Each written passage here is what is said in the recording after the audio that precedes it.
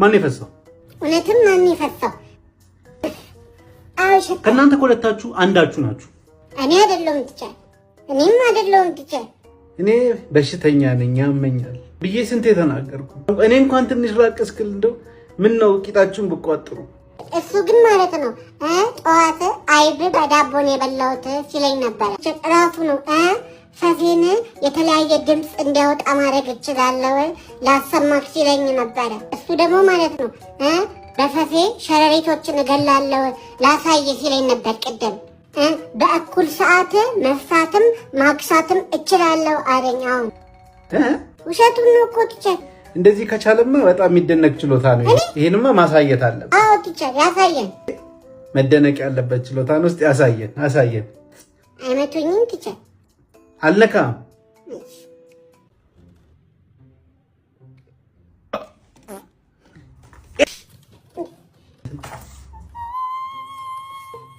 ያመኛል እያልኩ ተፈሳለህ አይደል?